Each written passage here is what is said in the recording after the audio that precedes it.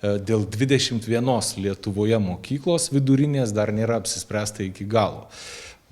Sirokomlė buvo viena iš tų mokyklų ir kada vyko prie ministerijos taikus mitingas, mes buvom susitikę su bendruomenės atstovais ir tikrai nei vienas iš ten buvusių žmonių nematė, kad kas nors iš ministerijos būtų nusteikę prieš.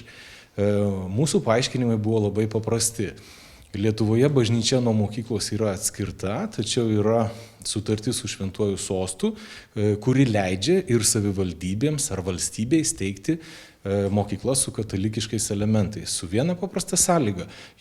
Vienas iš dalininkų turi būti katalikiška bendryja ar bendruomenė, kaip pavyzdžiui vyskupija, kurija ar panašiai.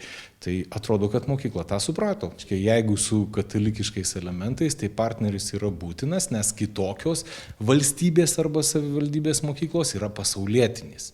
Jos negali būti išskirtinės tam tikrai religijai arba dar kažkaip. Savivaldybė įsteigusi viešą įstaigą, tik savivaldybė, kaip dalininkas dabar yra, jinai turėtų bendruomeniai padėti susirasti tą partnerį ir kiek žinau, buvom susitikęs ir ministras su būsima Vilniaus miesto savivaldybės valdžia ir dėl šito buvo sutarta. Padėsim.